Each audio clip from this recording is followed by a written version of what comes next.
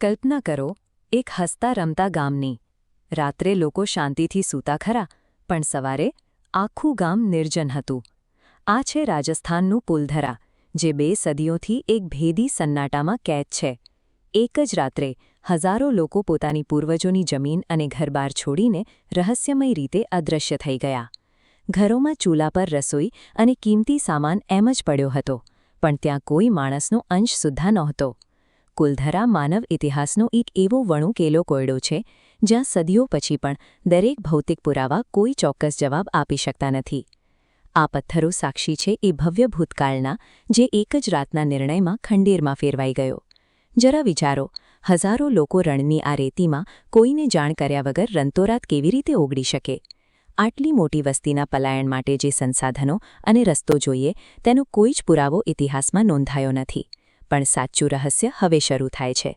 આ અચાનક થયેલા સ્થળાંતરે આ સમૃદ્ધ વસાહતને કાયમ માટે એક ભયાનક સ્મશાનવત ગામ બનાવી દીધું. જતી વખતે લોકોએ ભારે હૈયે એક શ્રાપ આપ્યો: અહીં ક્યારેય કોઈ વસી નહીં શકે. આજે પણ રણની આ હવામાં એ શ્રાપનો પડઘો સંભળાય છે, કારણ કે અત્યાર સુધી કોઈ નવો વસવાટ અહીં ટકી શક્યો નથી.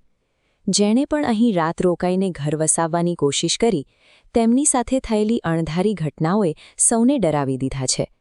આ શ્રાપની અસર અહીંની જમીન પર સાફ દેખાય છે, જે સદીઓથી ઉજ્જડ અને નિર્જન રહી છે. વર્તમાનમાં પણ અહીંના ખાલી મકાનોમાંથી રાત્રે અચાનક આવતા પગલાં અને અવાજો પ્રવાસીઓને થકાવી દે છે.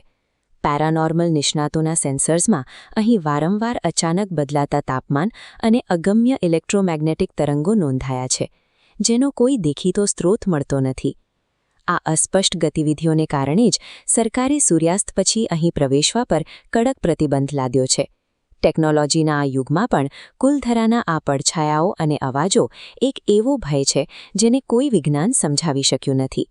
હજારો લોકો અને તેમનો ઇતિહાસ ક્યાં વિલીન થઈ ગયો, એ આજ સુધી કોઈ જાણી શક્યું નથી.